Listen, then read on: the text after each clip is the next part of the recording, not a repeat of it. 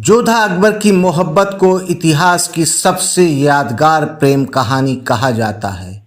जोधा अकबर पर कई फिल्में और टीवी सीरियल भी बने हैं, जिसकी वजह से जोधा अकबर के प्रति आज के लोगों का रुझान भी काफ़ी बढ़ा है। जोधा अकबर की इन कहानियों पर बनी फिल्मों और धारावाहिकों का कई इतिहासकार और मूल राजस्थानी लोगों ने विरोध भी किया है, जिसकी वजह से लोगों में ये जानने का उत्साह बना है कि आखिर क्या था जोधा अकबर का सच। आज हम आपको इस वीडियो में बताएंगे कि क्या है जोधा अकबर का सच, जोधा अकबर की कहानी क्या है, जोधा अकबर का प्रेम क्या था। दोस्तों, अकबर मुगलों का बादशाह था जिसने अपनी ताकत से भारत को मुगलों के अधीन कर लिया था। उस वक्त अकबर के शत्रु राजपूताना थे, जिसे हम अकबर और महाराणा प्रताप के युद्ध के रूप में जानते हैं। अकबर ने भारत को अपने अधीन करने के लिए कुछ रणनीति बनाई, जिसमें युद्ध और समझौता दोनों शामिल था। अकबर के पास विशाल सैन्य बल था, जिससे वो आसानी से रियासतों पर अपना परचम फहरा सकता था, लेकिन इन सब में बहुत सारा खून बहता, जो कि कई मायनों में अकबर को पसंद नहीं था।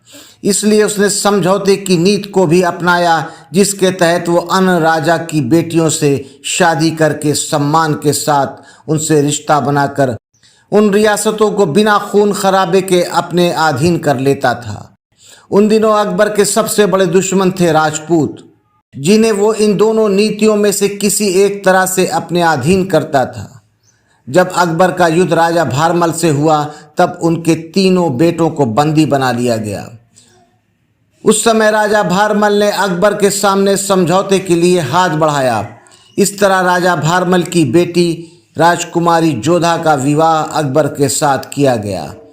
परंपरा के अनुसार जोधा को मुगल धर्म अपनाना था, लेकिन अकबर ने उन्हें इस बात के लिए जोर नहीं दिया। यही था जोधा अकबर की प्रेम कहानी का आधार, क्योंकि अकबर जोर जबरदस्ती से देश पर मुगल साम्राज्य नहीं चाहता था, इसलिए इतिहास अकबर को एक अच्छा शासक कहता है। अकबर के इसी व्यवहार के कारण राजकुमारी जोधा के मन में अकबर के लिए प्रेम का भाव जागा और उन्होंने अकबर का हिंदू संस्कृति से परिचय कराया। शायद यही वजह है कि अकबर दोनों धर्मों में बहुत ही लोकप्रिय शासक बना। इसके अलावा अकबर का बचपन हिंदू परिवार के साथ बीता था। जंग के दिनों में उनके पिता हुमायूं को कई दिनों तक अज्ञातवास में बिताना पड़ा, जिसकी वजह से इन्हें हिंदू परिवार के साथ रहना पड़ा था। ये कारण भी एक है कि अकबर के मन में हिंदू संस्कृति के लिए आदर आया। अकबर की कई बेगमें थीं, लेकिन फिर भी उसका मन जोधा से ज़्यादा जुड़ा, जिसकी वजह थी जोधा बाई का निडर व्यवहार, जो अकबर को बहुत पसंद था। जोधा ने हमेशा अकबर को सही गलत का रास्ता दिखाया, जो कि अकबर को एक प्रिय राजा बनने में मददगार साबित हुआ।